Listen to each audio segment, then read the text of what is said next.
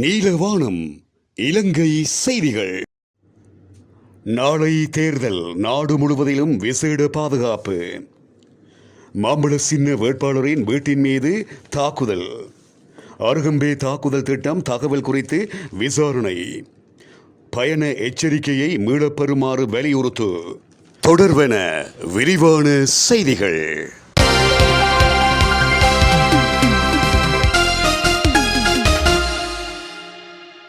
பாராளுமன்ற தேர்தல் நாளை வியாழக்கிழமை நடைபெற இருக்கிறது.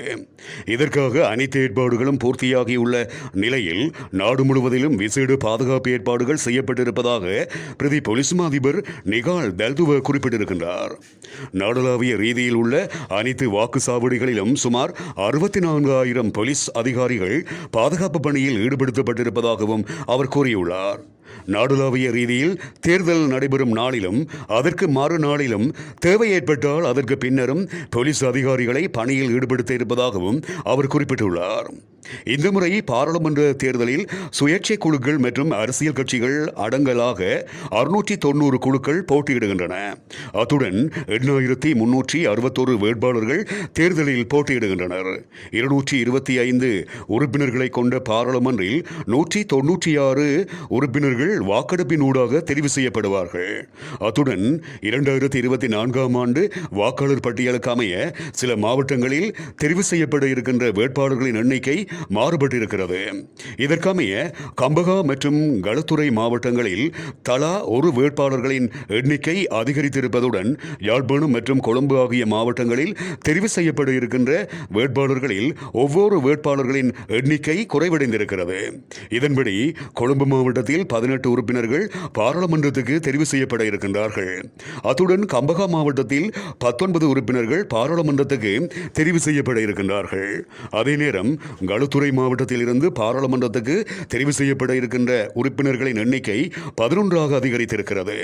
எனினும் யாழ்ப்பாணம் மாவட்டத்தில் இருந்து தெரிவு செய்யப்பட இருக்கின்ற உறுப்பினர்களின் எண்ணிக்கை 6ஆக குறைவடைந்திருக்கிறது.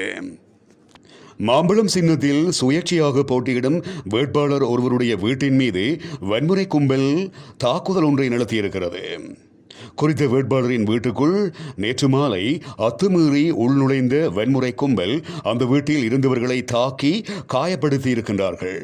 தாக்குதலுக்குள்ளான ஒருவர் யாழ்ப்பாணம் போதுனா மருத்துவமனையில் சேர்க்கப்பட்டுள்ளார். மருத்துவமனையில் சேர்க்கப்பட்டவர் வேட்பாளரின் தந்தை என்று தெரிவிக்கப்பட்டிருக்கிறது.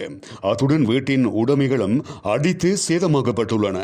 சம்பவ இடத்துக்கு விரைந்த விசேட அதிரடிப்படையினர் மற்றும் போலீசார் விசாரணைகளை முன்னெடுத்திருக்கின்றார்கள்.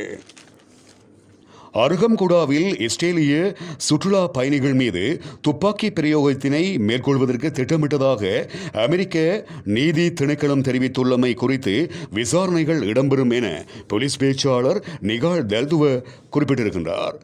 அருகம்குடா தாக்குதல் திட்டம் குறித்து தற்போது முன்னெடுக்கப்படும் விசாரணைகளின் போது அமெரிக்கா தெரிவித்திருக்கின்ற தகவல் குறித்தும் ஆராயப்படும் என்றும் அவர் குறிப்பிட்டார். டொனால்ட் ட்ரம்பை கொலை செய்ய முயன்றார் என்கின்ற குற்றச்சாட்டில் கைது செய்யப்பட்ட ஆப்கான் நபர் இலங்கையில் இஸ்ரேலிய சுற்றுலா பயணிகள் மீது தாக்குதலை மேற்கொள்ளும் திட்டத்தை ஈரான் தன்னிடம் ஒப்படைத்திருந்ததாக கூறினார் என அமெரிக்கா தெரிவித்திருக்கின்றமை இங்கு குறிப்பிடத்தக்கது.